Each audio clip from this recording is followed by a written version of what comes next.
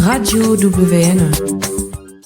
Hello everyone, welcome back. I'm Angela, host of today's episode for Radio WNE.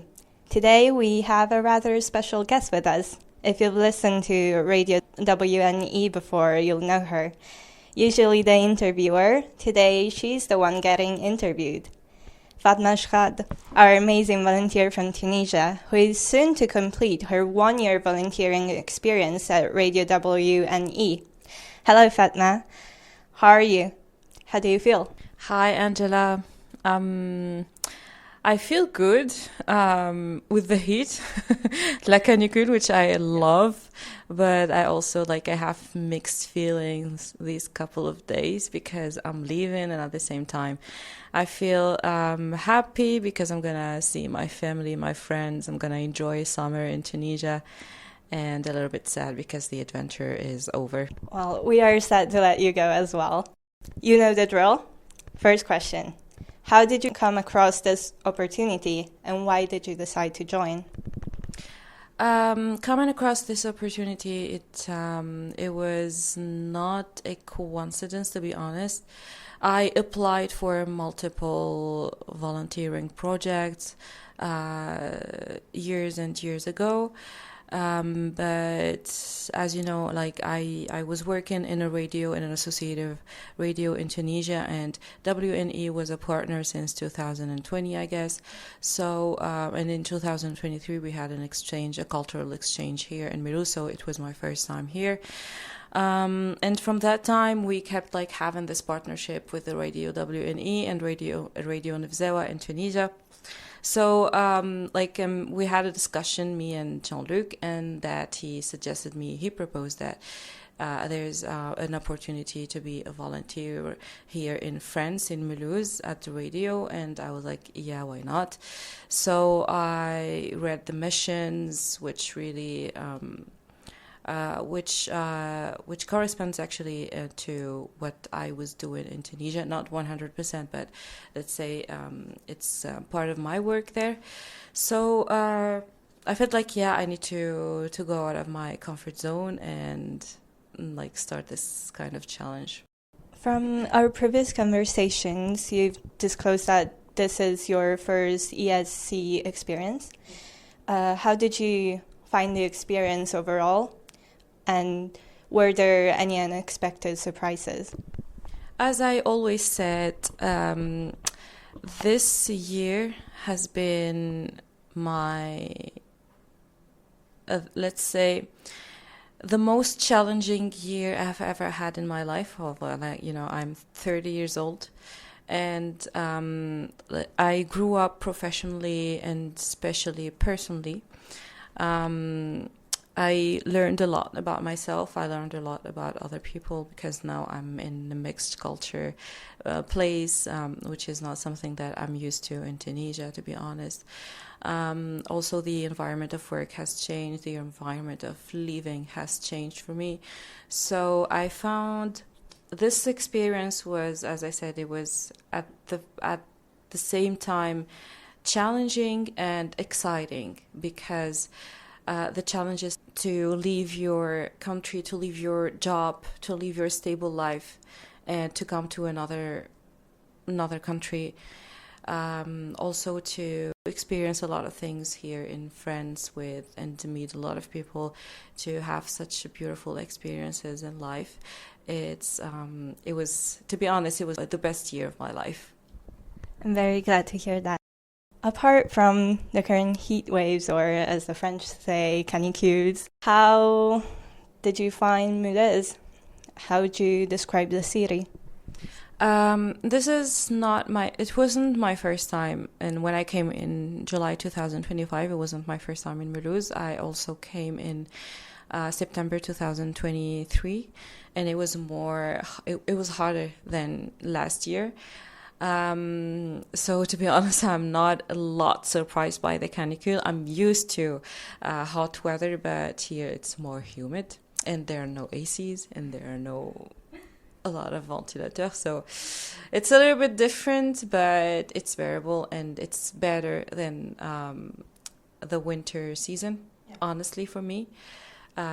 because it gets dark so soon, and this is one of the things that I really didn't like maybe here. Other than that, I feel like the city is cool to be lived in because it's not that expensive, and it's close to a lot of other cities, whether in France or in Germany or in Switzerland.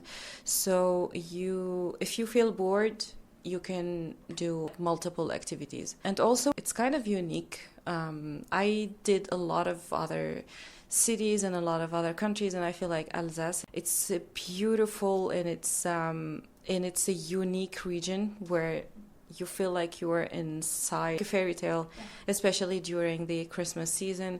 It's so beautiful, it's so good, and I highly recommend people to come here to Mulhouse, Colmar, Strasbourg, and to visit all other places here because it's so, so, so beautiful.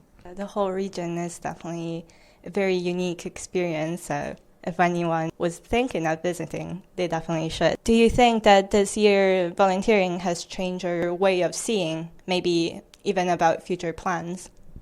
Absolutely. Just like I said, I grew up a lot professionally and personally, and it changed a lot my way to see life and things. And also this year, I lost my mom, I lost my cat, and I changed my country, I quit my job, I was through ups and downs. So now for me, we should enjoy life as much as possible, and we should enjoy the people that we love and enjoy their company as much as possible as well, because maybe later we will regret the fact that we didn't enjoy their company sometimes. Also, the way I was seeing my future before, it was different from now. Now I feel like more motivated to come back to do some studies again. Professional experience is good, but sometimes it's not enough, and I feel like I need to get something else that can reinforce my profile, reinforce my CV, and this, I hope that what I will do in the next few months or in the next year. It has definitely been a challenging year for you. Condolences for your mom and your cat, but it's very good that you grew from the experience. You still gained the strength to be so full of life, to be so brave, and also think so much about your future. Yeah. You should be very proud of yourself.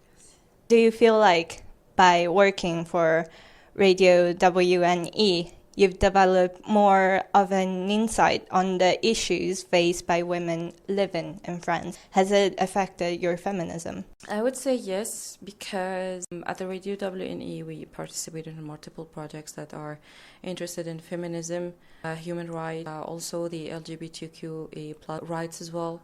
So I am more interested and aware of women's rights, especially, and not only in France, to be honest, like in the whole world, because equity, it's not because we are in Europe, it means that women has the same rights as men. It's not true. Also in Arab countries and North African countries and African countries, it's not the same thing. So I feel like through the projects that we did, it opened my eyes to a lot of issues, to a lot of rights, to a lot of things that maybe I wasn't aware of or I didn't see clearly. That's such interesting insight. What's the next step then? So I have two next steps. Like the first one is short term, and the second one is, let's say, moyen to long term.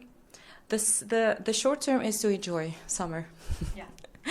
I'm so happy to be back to my country, to enjoy the beach, to enjoy the sea, the lovely sea of Tunisia, to have fun in July and August, and then in September we will start. I will start like maybe trying to figure out what I will do with my life. I'm currently working as a marketing and communication manager as well, which is my main professional experience, and I will be back to this thing like starting from September, let's say. I will try as well to apply for some master degrees in France. I prefer to do it in Colmar, Strasbourg, or Mulhouse. And also it will be a master degree also in marketing and digital communications or something like that.